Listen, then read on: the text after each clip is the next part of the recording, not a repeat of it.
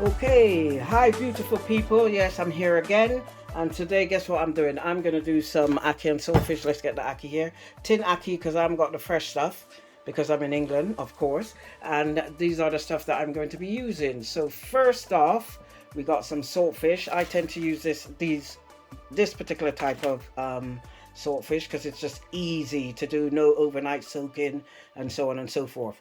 We've got some spring onions, some ginger and garlic, some chopped onions. I like to chop the onions rather than have them in slices because I don't like stringy things in my food.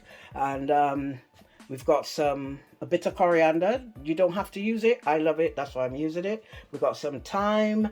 We've got tomatoes. Now, I've never really understood why people use tomatoes in ackee because I always think, well, you don't really taste it, but as I'm doing the basics and they usually add tomato, we're going to add tomatoes. We've also got our red, green and yellow peppers. Of course you use whatever colors you like. I like red, so I got a little bit more red than I have any of the others. We got some bacon, again optional. My mom always used bacon to flavor the oil, so I'm going to chop up some of that bacon and put into the hot oil. And we've also got the tin of ackee. Now that says Island Sun. You buy whichever one you want, whatever is cheaper. Some are more softer than others, and I don't know if I've used this brand before, so I'm gonna have to see if I like it or not, but it's ackee and it will do. We're also gonna use some spices. We got some black pepper, paprika, allspice or pimento as you might know it, and of course good old Scotch bonnet. And I will not be using all of that lot. I'll be using about less than a quarter of one of them. Taste as we go along, because you know I don't like it too hot.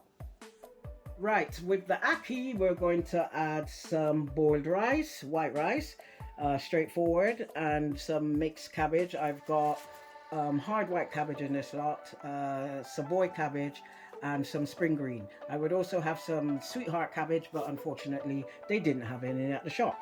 And right at the end of it, I'm going to add some pak choy right at the very end, when I finish steaming it, so they've got a little bit of crunch on the cabbages. I've also got some lady's fingers, or okra as we know it as, and I'm thinking to add that in the actual ackee right at the end and let it cook in that. We'll see how it goes, because you know how it goes. It's a Jaxz style thing and it's just however I feel. Right, okay, so first things first, the saltfish. Now usually back in the day you would buy this big bulk of saltfish and you'd have to soak it overnight and all that. With these little packets, I like a lot of saltfish, so I'm using a packet and a half. Firstly, what I do is I just rinse off the salt in the first place. Less washing, just do it in the same pot, it don't matter. So just rinse off the salt and then add. I'm going to put this to boil.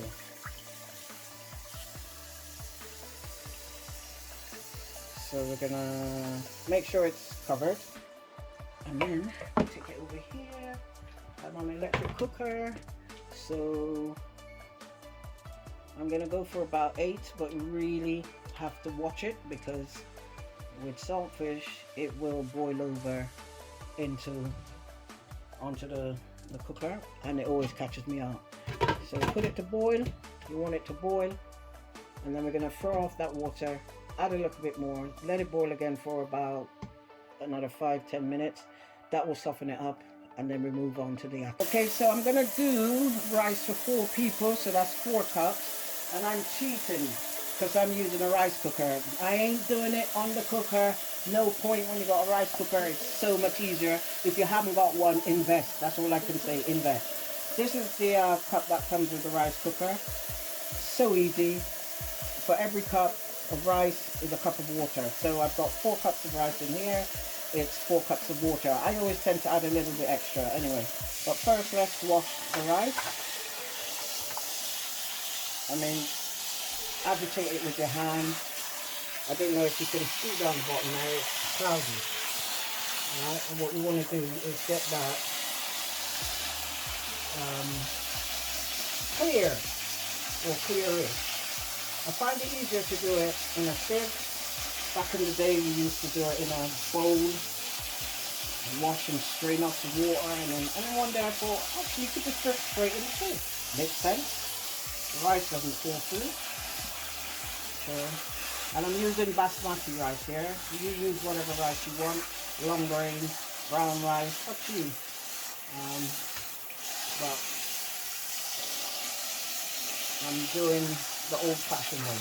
Although back in the day, it wasn't basmati rice, it was straightforward long grain rice. It's just upgraded. I think that should be alright.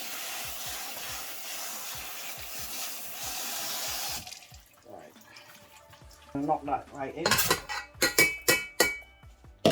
And as I said,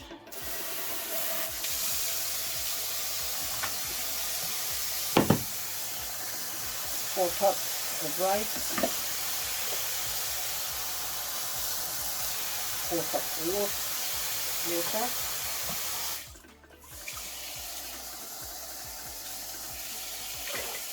Is that free? Yeah, I've been so free. Water and a little bit. That's it. I mean, this is the same type of thing. If you look at this, that's the same type of thing you want if you were cooking it on the fire. The water is just above the rice. But even if you're cooking it on the fire, when I say on the fire, I mean on the stove. It's the same thing. It's each 1 cup of rice, 1 cup of water. That's the method to follow. Is the easiest one. I'm going to add a little bit of salt for taste. Some people will cook it without salt. I just prefer to have salt with taste, bit of taste. And actually, another thing I do like to do, I do like to add a bit of black pepper. And as you know, I like to use pepper seeds and then grind them down myself. So let me try and grab anything but the seeds. Don't want the seeds. That's it. And the other thing I like to add is a bit of thyme. You don't have to do this, mind. This is my style, and this is just how I like it. Just add a bit of thyme. I do this when I'm making dumplings as well. Boiled dumpling. I might add a bit of thyme to it.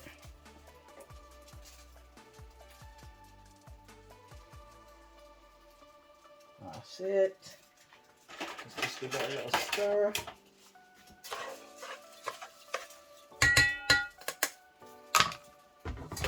Put it in the good old rice cooker. We're going to press 2 buttons, 1, 2.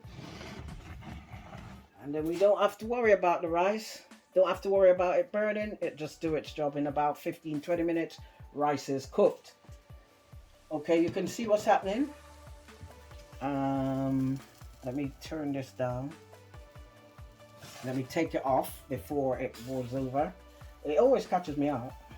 And this is what I'm saying about making sure you keep an eye on it so that it doesn't boil over. Because once that boil over onto the cooker, it's salt and it's very hard to get off. So I'm going to take this off now and cap some fresh water on this. And I always tend to leave just a little bit of water on it. And that's just so because I don't want all the salt to boil out of this fish. It's called saltfish. If you boil out the salt, it is then called fish, right? And the whole point is to have some salt in that fish. So I like to leave a little bit of the water on it. Right. And then we're going to put that to boil, leave that to boil again, come back to the boil. And then I'm going to give it a little taste test and make sure I've got some salt in there and it's not too fresh. Shouldn't be because it's just one boil so far. Right, so that's boiling again. I'm going to do a little taste test on this now to make sure I've got the fire off. See what I mean? That's the salt water that's gone over there. That's what happens. Let's put a spoon.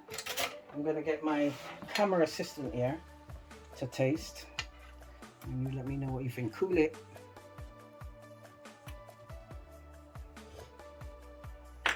Yeah, good amount of salt. Yep. So I don't think, now, even though, yeah, small kitchen space. So even though I've done that, I'm going to get the fork and get a piece of the fish and actually taste the fish, because in between the middle of the fish could be really salty.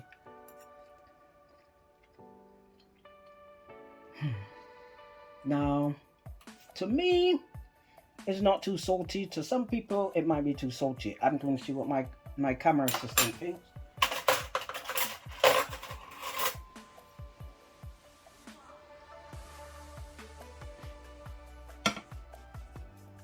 It's oh, cool it, yeah, cool it. A little too salty. I know, I totally agree, because after I swallowed it, I thought a little bit salty, but I'm going to see what she says first. So, we'll pour off this water. And again, I'm not going to pour all the water off, because I really don't want it to become fresh.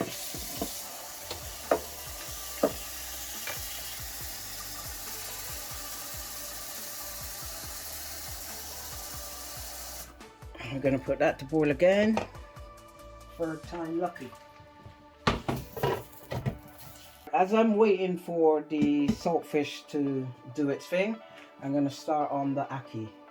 Good old Dutch pot, about 2-3 tablespoons of oil. I use rapeseed oil because it gets quite hot, or vegetable oil if you want, sunflower oil.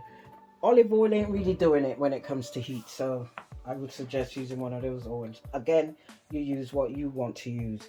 And I'm going to get that to heat up. And then I'm going to add the bacon. I'm going to fry the bacon, whether crisp it up or whatever. And then I'm going to take the bacon out, let the oil just cool down a bit. Then I'm going to add my ginger. I'm going to add the ginger and garlic and onions to flavor the oil, and start putting everything else in. Right, I'm going to fry the bacon, but first I'm going to make sure the oil is hot enough, because I do want it to kind of crisp up. Nah, that's a wee bit too quiet, I think. I'll let it heat a little bit longer. A Dutch pot is an iron pot, so it takes longer to heat up. But there's certain foods, when you're cooking, you really need to have the Dutch pot. If you're cooking authentic stuff, it really does have a better taste than if you cook it in a non-stick pot, for example. So if you cook ackee in a non-stick frying pan, it doesn't taste the same as if you cook it in a Dutch pot or some kind of iron pot. You know, if you're doing traditional stuff, do it the traditional way. That's what I believe. But this is Jaxz style, and you use what you have. So if you have a wok style pot or a non-stick pot, that's all you have, use it. You can still cook it. All right, I believe the oil is hot enough now, so I'm gonna drop the bacon in.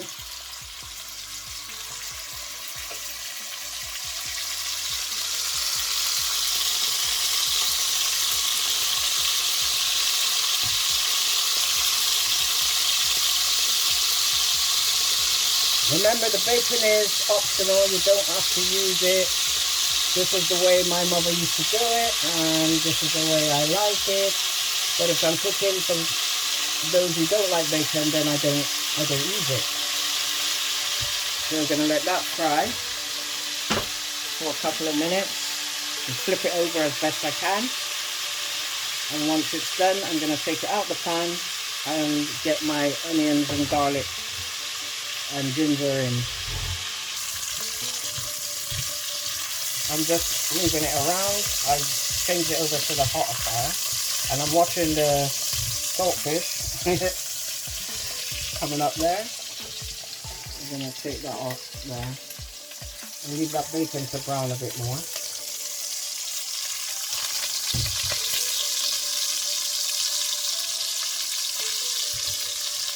Right, let's get my assistant first. You taste that water and tell me what you think. Good. Still tasting salt? Yeah, still Okay. tasting salt. Yep. Always try and pick the thicker part of the fish to do the taste test, because that's where all the main of the salt is going to be. So, yeah, that's fine. No more than that. Naturally, I would throw it into a colander, but I've got a perfectly good sieve here, so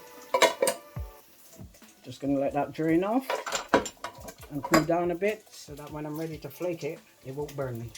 So I'm gonna take this bacon out now, and then I'm going to add the onions.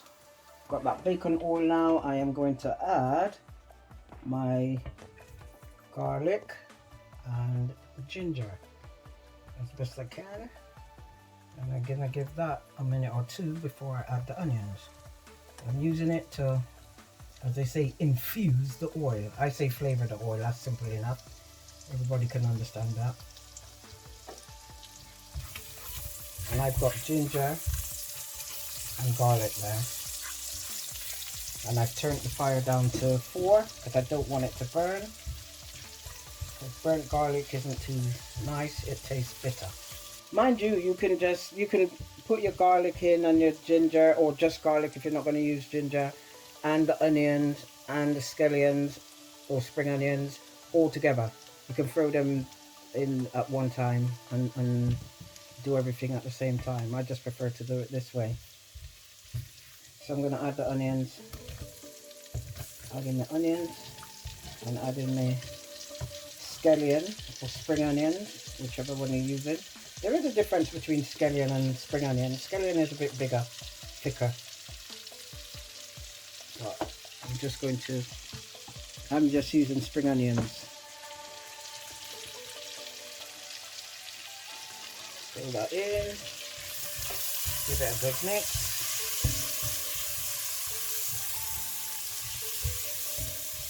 And what I'm doing here is getting that rawness out of the onions.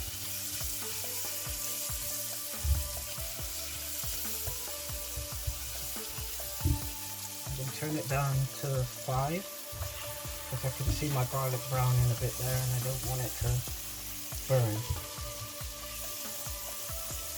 And as with a lot of dishes, as I've always said, keep stirring. Okay, so this has been cooking for about 2 minutes on my electric of 4. Like I said, you have to work it out with the gas, guys. Sorry, I don't do that. And I'm gonna put in the peppers.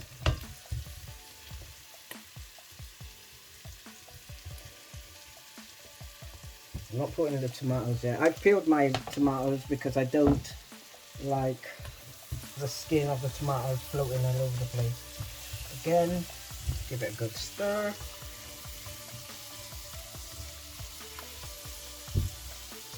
Don't that look pretty? I'm going to turn this back up to about 5.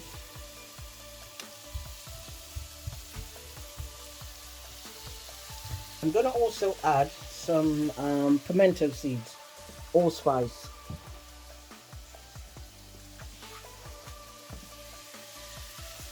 They're nice to cook with, but they're not nice when you bite into them. So look out for them once you're when you've served up. If you see them, take them out the plate. If you don't, just tell whoever's eating it to watch out for the pimento seed. We've got all these Scotch bonnets, and these are the colours you usually find with Scotch bonnet. They're all just as hot as each other, you know, and some people would probably use a good half of one of these. Scotch bonnet, to me, you add a bit. I've washed them already, just to let you know. Add a bit, taste, And if you want to add more, add more. Do not go mad. See, I'm just going to use 2 little bits. And the other thing is, try not to let it catch your hand or put a pair of gloves on. Because even when you wash your hand with Scotch Bonnet, it's still there. You rub your eyes and you're going to know about it. We add that in. Give it a stir with everything else. So we're just taking our time with this.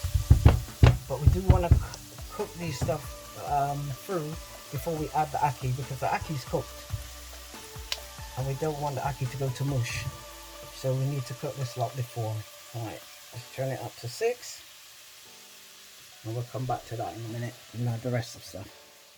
Right, I almost forgot about the fish, one of the main things. How can I forget about the fish? Anyway, you could add the fish, well, you can add the fish now, or you could add the fish after you've added the onions and cook them down for a bit.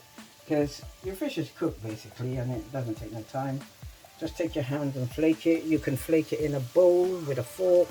I just find it quicker to just do this and keep some of them quite big. Don't flake it all down to nothingness, as some people do. Or if you've got 1 or 2 chunks, because it'll break down anyway as you go along. And it's nice to get a nice big water fish sometimes. These thicker ones here, big pieces, then you can flake those down, because they'll have a bit more salt in the middle and they'll give a bit more flavour. I'll give that a stir and add some more.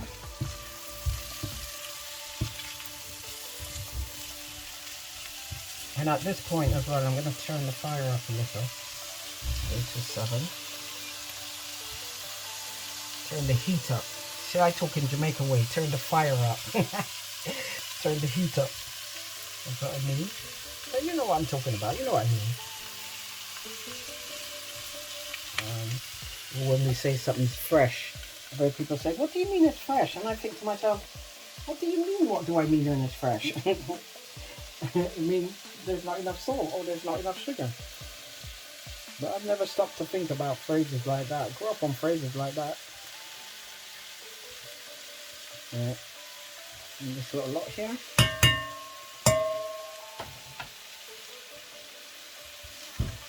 Well, it's not one knot. And it goes. And give that a good little fry. My ground spices, like some black pepper. I will add some more of this to the ackee when I put it in. But right now, I'm using about half a teaspoon, I would say that. About a quarter to half a teaspoon. Sprinkle of paprika. Same again, about half a teaspoon. And my thyme. And I can't be bothered to break them off. So just add them in whole. Just make sure you take them, the stalks out once you cook. Or if you're like us West Indian people, you just let them take it out themselves. You see, it's all about the taste, the flavour and all that. If you're serving for home, it's not a restaurant, so you don't have to be so picky. I'm going to let it cook for about 2-3 minutes, then add the tomatoes and the coriander. Another 2-3 minutes, and then I'm going to add the ackee. So now I'm going to add everything else, which is a bit of the coriander and the tomatoes. Let's stir. And see now, this is what happens with that top, see it starts to stick at the bottom. So I'm going to add a little more oil. I reckon about a tablespoon of oil. And now you can use olive oil because we're not looking for heat. As we were in the beginning.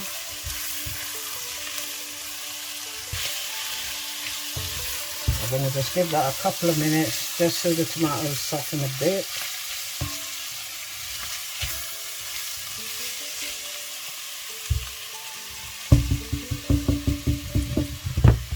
Come back to that in a minute. Here's the ackee from the tin. I've drained it and I've kept back the brine that it was in because I'm going to use a little bit of it. These are quite soft. I mean, that's usually the case with tin ackee. If it was fresh ackee, they would be harder and you would have to boil it before you could add it. But these are cooked, so we're doing the warm through process with this ackee. And the thing is, because it is cooked, you really want to take your time with it. Don't go mad. Else it's going to break up and it will just come mush. Mushy ackee and saltfish. Alright, and you don't want that. So turn it over like that. Fold, as they would say, actually. And what we're going to do, I'm going to add a little bit of the brine just to stop it from sticking. Just a little bit.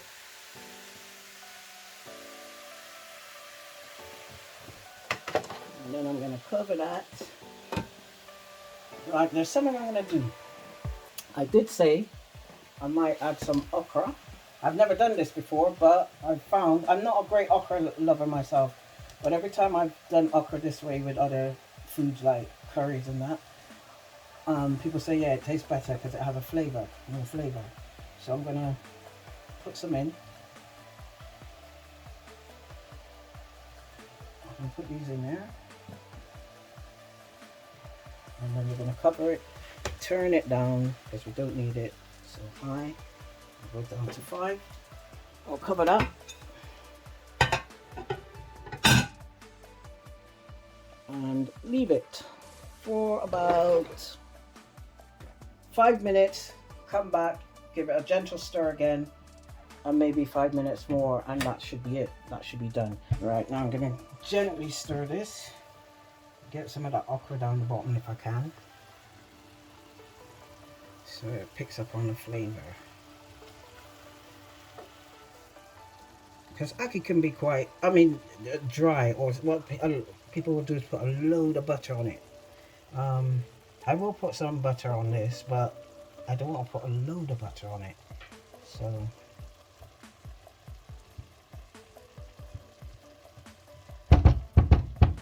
and I really am just going to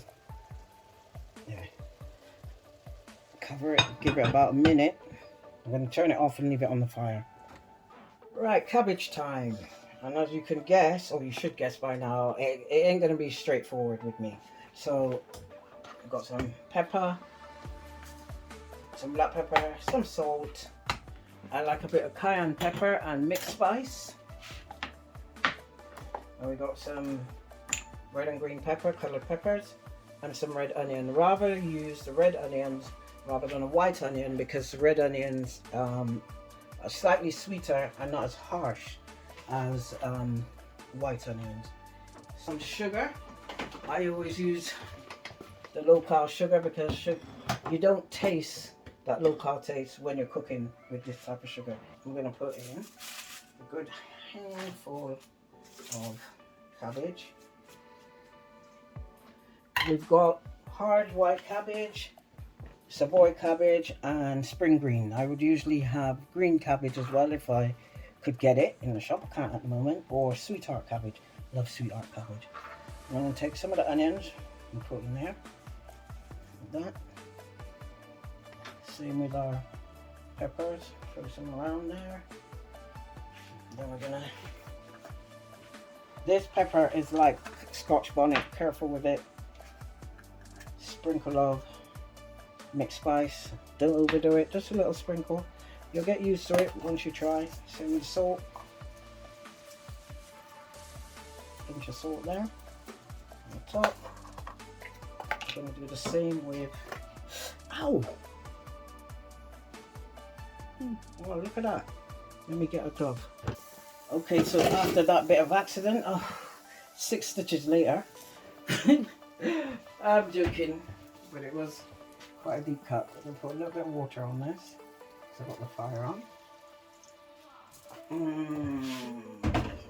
Quarter cup water, you can see about that much. So I don't want it to boil too much. And this was the problem, sharp edge. So we're going to sprinkle a little sugar on there, just 1 teaspoon. And then we're going to get the rest of our cabbage. So it's every layer in here. I'll put The rest of it on top. Then we're going to add all our other bits and pieces that we got left. So our peppers.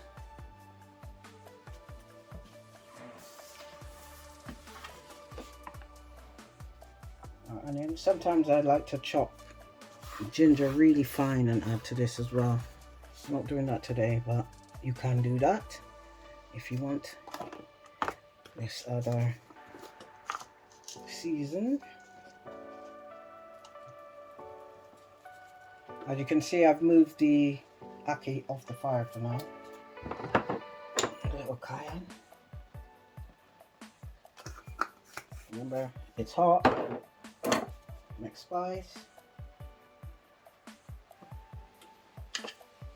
I'll say about a quarter teaspoon I'm using for most of this. So in the long run, it will work out to be about half a teaspoon in total if you layer.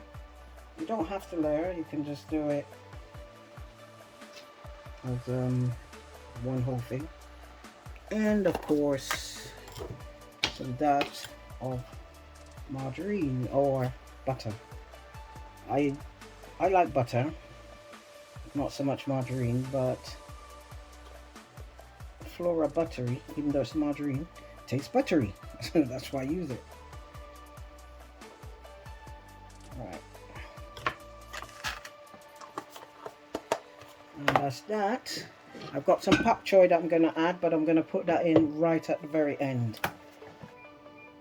Put it on 6 and put it over there. Switch this one off. Let's see what our ackee is like. I know this is cooked now.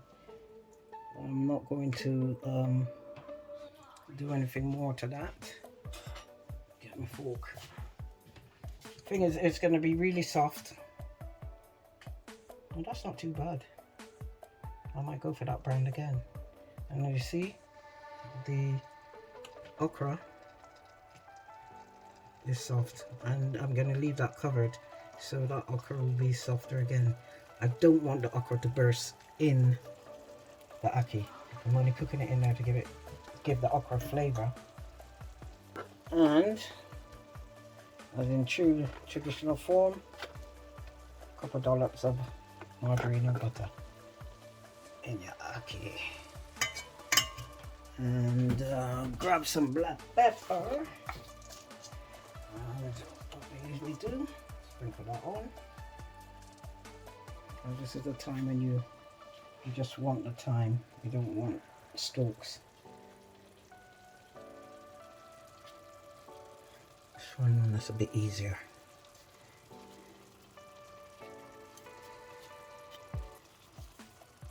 And that's it, really. Job done. That's your ackee done.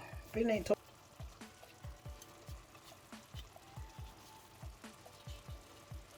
I've left the rice all by itself. I haven't come back to it, nothing at all. One thing I'm certain, it hasn't burned.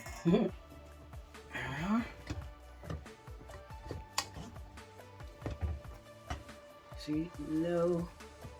I mean, some of you do like that burnt bottom. You don't get that in a rice cooker, unfortunately. So if that's what you want, you have to cook on the cooker, on the stove. But otherwise, this to me looks like it's done. And if it isn't, because it just stays warm until you switch it off, you could add a little bit more water if you wanted to, and just leave it, but it won't burn. But our rice is ready. Let me drop that in your hand middle. My camera assistant. What do you think, camera assistant? A little bit more, or is it okay? It's perfect. Perfect. Totally agree. You got to get a rice cooker. Right. Let's see what our cabbage is doing. I'm going to give it a little mix. And obviously, the finer you cut your cabbage, the quicker it cooks. And it doesn't, I mean, we don't want to boil it out. You just want to steam it. For me, that's pretty okay. So I'm going to switch the fire off Switch the cooker off. Sprinkle the pak choi on the top. I've chopped it. Some people just like to just break the leaves and do it like that. I don't. I prefer to chop it up. Just place it on the top. Cover it. I'm going to leave it on that fire for about a minute just so that it can grab some heat, and then taking it off the fire, mix it up with the cabbage, and it's done. So let's see what our cabbage is doing. This is about after a couple of minutes. You can see the pak choi's change color, so it's grabbed the heat. So now I'll just mix it in there, mix it in with that. And what I tend to do, let's get the handle back on here, is I usually pour the water off because I don't want it to steam any further. So I'm gonna pour this water off into the sink.